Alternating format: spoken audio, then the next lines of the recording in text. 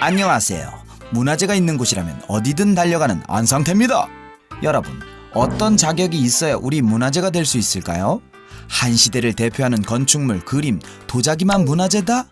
Oh no! 천만의 말씀! 대대로 우리 땅에서 태어나고 자란 동물, 식물도 반드시 지켜야 할 문화재입니다. 살아있는 문화재를 사수하라.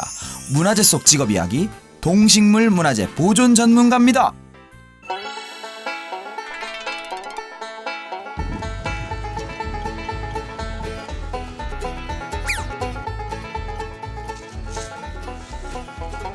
아무리 봐도 평범한 등산객? 그런데 어라? 수상한 장비들을 들고 계신데 여기서 뭐 하세요? 오늘은 미선나무 대상지에 가을철 식물 조사를 하러 왔습니다. 가을에 어떤 식물이 주변에 자라고 있는지 식물상을 조사하고 또 토양 채취나 여러 가지 병해충들을 같이 보러 조사하러 왔습니다. 아, 식물 문화재 보존 전문가 손지원 학예사님이시군요.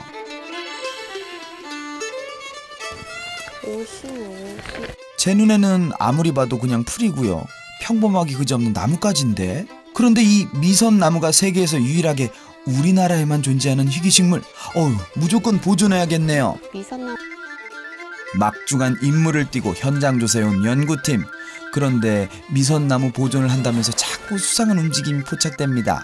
일단은 저희 이번 연구 대상지 미선나무에 대해서 말씀을 드리면 1년 단위를 기본 모니터링으로 하기 때문에 봄과 여름, 가을철의 식물상을 3차례 조사를 실시하고 있습니다. 첫 번째 식생과 식물상 조사를 하고 있고요. 그다음에 토양이나 기타 환경 등을 알아보기 위해서 토양 환경 조사 등을 하고, 세 번째는 여기가 문화재이기 때문에 어떻게 주변 문화재가 관리되고 있는지에서 관리 실태도 다 같이 조사가 이루어지고 있습니다.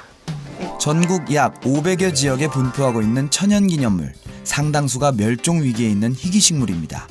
누군가의 관리와 보살핌이 필요하기에 학예사들에게 현장 출장은 많을 수밖에 없습니다. 한 1년에 30번 정도 이상의 출장을 가고요. 365일 중에 한 80일 이상 정도 야외 현장에서 일하고 있습니다. 저희는 현장 조사가 많다 보니 야외 활동을 하는 시간이 그만큼 많습니다. 따라서 야외 활동에 대한 부담감이 적고 보다 능동적인 성격이면 적합할 것 같습니다. 하지만 야외 활동이 많다는 것은 그만큼 자연과 함께 할 수 있는 시간이 많다는 걸 의미하기 때문에 그 또한 강점이라고 말씀드릴 수 있겠습니다. 천연기념물 연구와 그 가치를 알리기 위해 건립된 대전 천연기념물센터. 현장 조사 때 채취한 천연기념물 식물 샘플과 토양은 곧바로 이곳 연구실로 옮겨지는데요. 천연기념물 식물의 성장 과정이나 생존 습성을 관찰하고 생존을 위협하는 병충해는 없는지, 혹시 있다면 그 치료와 보존 방법까지 연구를 합니다. 지금 요거 보면 병충해에 의한 피해인 건지 아니면 자연스럽게 생장하는 과정 중에 있는 건지. 저번에 이 도감 책을 보니까 이게 점점점 퍼지는 게 있고 한 번에 퍼지는 거에 그 양상에 따라서도 진단에 그걸 줄 수 있다고 그러더라고요.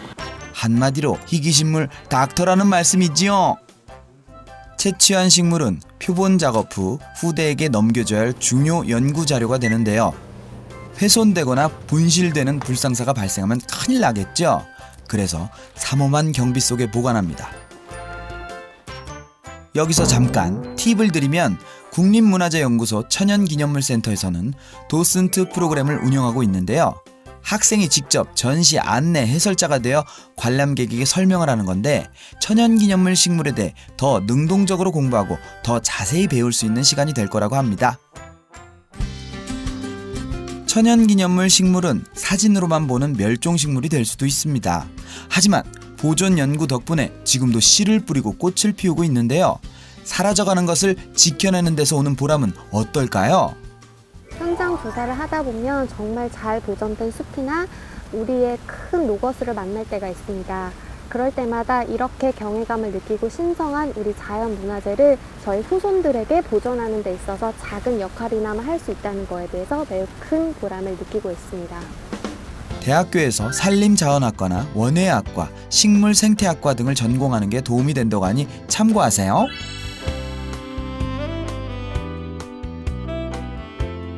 그리고 한편 식물 분야뿐 아니라 사라져가는 희귀동물을 연구하는 전문가도 있는데요. 천연기념물 동물 분야 문화재 보존 전문가입니다. 강정훈 학예사님, 동물문화재 보존 전문가는 어떤 일을 하시나요? 예로부터 우리 조상들과 함께 해온 천연기념물 동물에 대해서 문화재적 가치라든가 생태적인 그런 가치를 많은 분들에게 알리기 위해서 그 천연기념물 동물들이 어디에 살고 그리고 어떻게 생활하고 이런 부분들을 연구를 해서 보존에 활용을 하기 위한 그러한 연구들을 하고 있습니다. 그런데 말입니다. 텅 빈 어항은 왜 뚫어지게 보고 계시는 건가요? 물거미를 관찰하고 있습니다. 그 물거미 같은 경우에는 우리나라에서 연천 은대리 물거미 서식지가 천연기념물로 지정이 되어 있는데 거기에서만 생활하는 아주 특수한 물에서만 사는 물거미입니다. 이 손톱 많은 물거미를 한 달 넘게 관찰 중이시라는데 뭐 볼 게 있긴 한 건가요? 지금 이 공기주머니 집은 조금 전에 보셨던 그 공기주머니 집보다 훨씬 더 크기가 큽니다. 2배 이상 되는데요. 그렇게 되면 이제 부력이 증가하기 때문에 그 부력을 줄이기 위해서 아래쪽에 있는 이 돌을 붙여가지고 위로 뜨지 않게 그렇게 만든 구조화된 집입니다. 그래서 아주 튼튼하게 만든 집이 되겠습니다. 우리나라 최초 발견 생물이라 연구 항목만 해도 10가지가 넘는데 언젠가는 교과서에서 보는 날이 올까요? 이렇게 동물문화재 보존 전문가의 연구 분야는 광범위합니다.